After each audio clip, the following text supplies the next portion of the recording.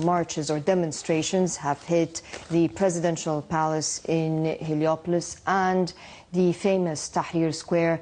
The protests are against the results or the wave that came out after the first part of the elections or the voting per se with regards to the constitution. With us this evening to shed light on this issue is Mr. Mustapha Al-Khatib, journalist at the Freedom and Justice. Pleasure to have you with us. Thank you. And with us also this evening is Ms. Amira Farouk, the spokesperson for the consortium unifying the political parties. A pleasure to have you with us. Initially, let me just recap on how you feel about the first phase of the constitution, referendum, election, voting, whichever title you want to use, since we've used so many titles with regards to that. And I would like to start with Ms. Amira, please. Yes, let's start to talk about the first phase of the constitutional referendum. I think it is extreme fraud. We refuse it as opposition. We refuse it, completely refuse it. And we consider it invalid, unacceptable. There are different cases of fraud until now, and we have documents. Mm-hmm. It's documented. And we also know that the problem is not mainly in the this referendum. It doesn't start here. It starts from before.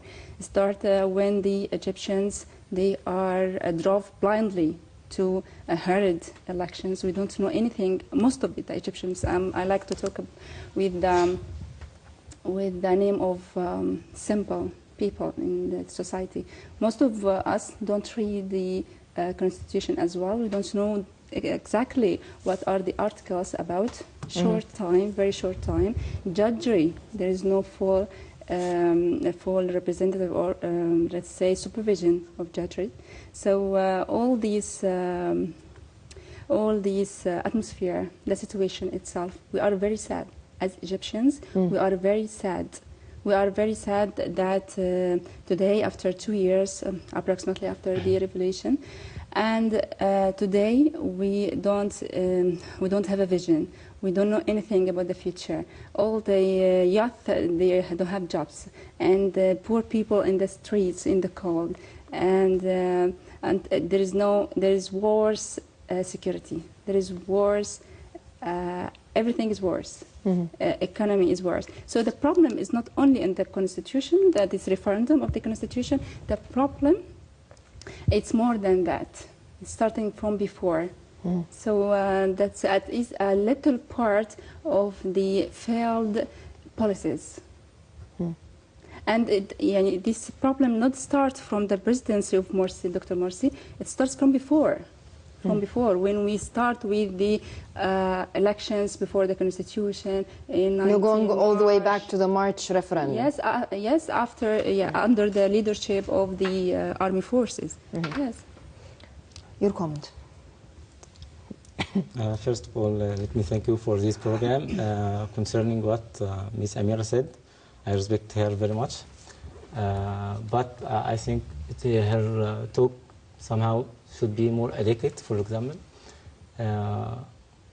she said that there are many violations during the referendum, but the Supreme Committee for Referendum said most of the reports were only fake ones, not real ones.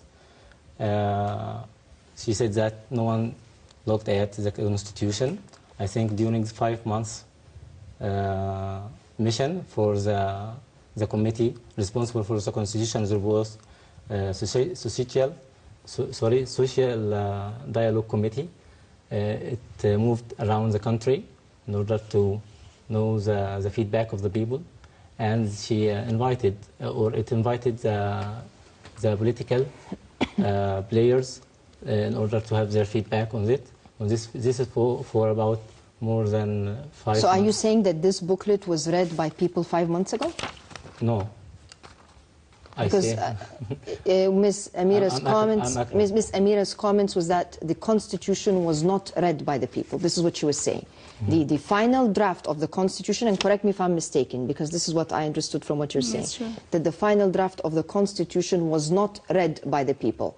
And indeed, with the disagreements that took place prior to the voting, there was very little time, really, for people to concentrate on reading the Constitution. I mean, we have to admit that it did not give ample time for the average layman Exactly. to read it. Before the final draft was released, it was the whole sessions were on air. People were saying what is going on during the sessions. So I don't wait until the final thing is it's okay in order. When to start were they it. on air? Which sessions were on air? This one, Which ones? Which one? session was on air? the Constitution one. You didn't see it? You mean the day they voted the internals, the No, session? Before that, there were sessions. It was on air, and the final was only for voting. It was about 19 hours. No, but now it is available online and offline for at least 2 weeks in order to people to read it and to start have discussions about it. He means that the copies that full of Arabic mistakes in Arabic. Not Arabic mistakes. Yeah, Not we Arabic mistakes. didn't have a complete copy just before the elections, 15 days just before the elections. So what you are talking about? Was the items and articles of it were available there before that? You think this is? Let us take Good idea. let's take a closer look at the demographics or the social composition of our society, because this is very, very important. I mean, if you're throwing this constitution somewhere in Europe, it definitely differs from a constitution that is being thrown in a country where over 50% are illiterate. And even those that are literate, they can maybe read and write, but the constitution does not require an average kind of education to really understand it, comprehend it. Let us be honest with ourselves. The 2 weeks, are they ample time for people to sit down? I mean, did the government or whoever are the constitutional committee, did it provide the conducive environment to enable people to sit and calmly read the Constitution, try to understand it and relate to it, whether this is what they really want or maybe they have a point, an issue with this point or that point? I mean, was the environment really conducive in the past 2 weeks leading to the referendum? It may need more time, but trust me, the opposition now in the street are making a fuss in order not to make the people read it. Only what's happening now, they are concentrating on the media in order to say this constitution is false and this constitution and so, and do not read about the article. They didn't discuss it deeply in their media. Only just attacking Dr. Morsi and the constitution. Well, you're talking about the opposition that withdrew from the Constitutional Committee. Yes, after they signed many of the articles of this constitution. They stayed there for about 5 months, and after that, only 2 weeks before the final draft. Well, we don't want to get into this because I discussed this issue with colleagues from the committee and from inside and those opposition, but this is not the story that was being related by both sides, including the side that was in the committee. So let us not get into this since this is not our topic for this evening. The Prime Minister came out and said that this constitution will pass with a 50+1% vote. Do you think if we have a 50-50 acceptance and rejection of a constitution, is this a ground on which to base the future of this country? Because the constitution is the foundation. It's the regulatory book which we all have to respect and abide by. This ratio, a 50-50 ratio, will it lead to a cohesive, fully functioning society that we are in dire need of, taking into account our political, economic and social hardships that we have been through over the past 2 years? Many of the observers say this constitution is a very good one. I'm not asking. I see. I'll go on. My question. You can. It can be a base in order to build upon. This is not my question. Yes, I am going to you. My question is. Yes, I know. You are for it. You are for I it. know what Miss you mean. Amira is against I know it. what you mean. I If know you what you are mean. both for and against it, then how can we move what you mean. forward? Let me complete, please. I know what you mean. But you cannot reach an agreement with the whole people in the same time. So 50% is half of the society. It's not all the This people. happened in France. So 53% Rejected the constitution. No, they were for the constitution and it was passed. So do you think in Egypt, in a society like Egypt, the point is that you cannot apply the French example I know, but I'm sorry, because you're jumping to different issues. I'm just preparing for your point. The French example is not applicable in Egypt. We are a different society. We have to admit this. We are talking about the democratic process. You can follow it whether you are here or there. This is not a regular election. You're talking about the foundation, the rule book. Yes, I'm talking about a French constitution, not a French elections. Talk about the French state, the French case. Not about the French I'm constitution. talking about a democratic process, please. It can apply everywhere. So because we are human beings, we are different. So we cannot reach an agreement totally 100%. Okay, and this is why during the committee voting the constitution, they have some agreements that first of all, each item can be applied by consensus. After that, by 67% or with 55%, because we are different. Okay, and even the people who were drawing 2 weeks before the releasing of this constitution, they agreed on that because we are different. Okay, what I'm saying now, after this constitution, if approved You're not answering by people, my question. No, if approved by people, you can amend it if you have. If 50% of this population does not approve it, then do you have the ground, do you have what it takes to go forward in a healthy fashion? This is my question.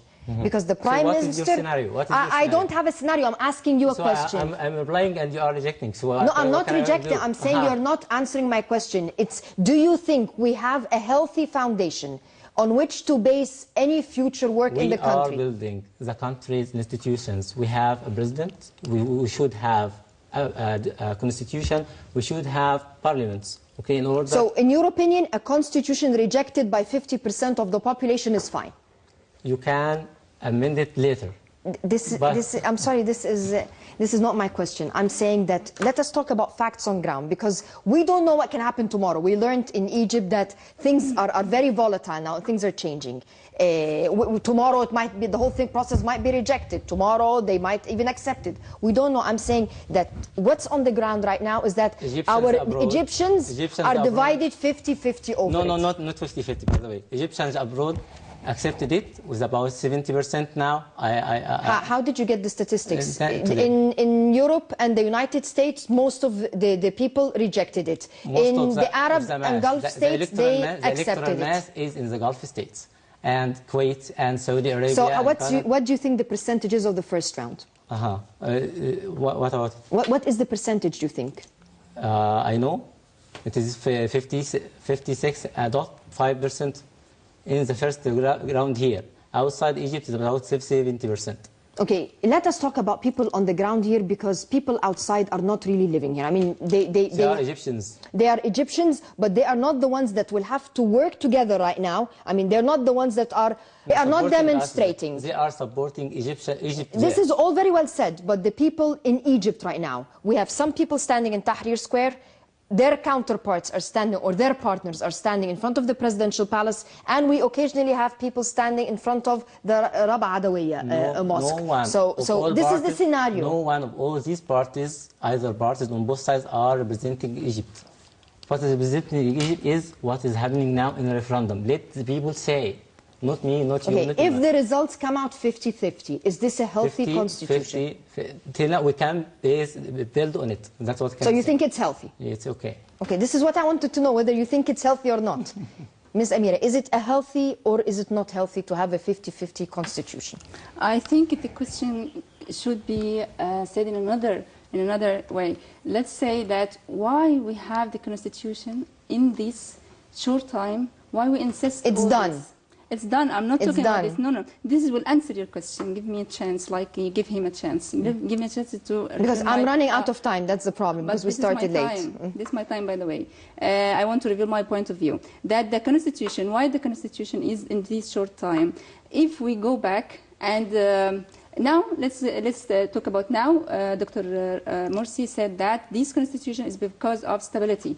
This stability is an illusion, because after this constitution we don't have any stability. We will have 50%, as you say, and the other 50%, as he said. Okay, but if we go back to 19 March in 2011, what happened? The Muslim Brotherhood, they refuse what?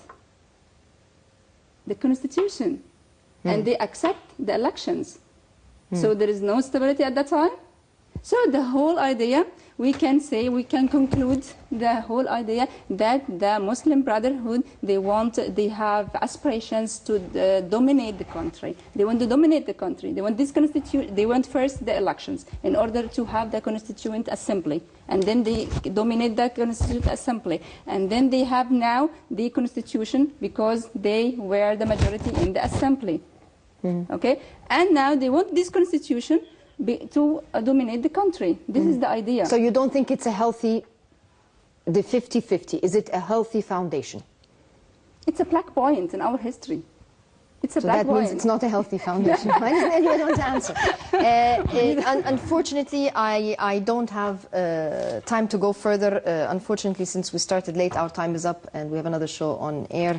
I'd like to thank you both very much for joining us, and to thank you, the viewers. And what we witnessed tonight is an example of how it is very, very difficult to force one's opinion on another, and there has to be a compromise down the road if we want this country to move forward. And good night.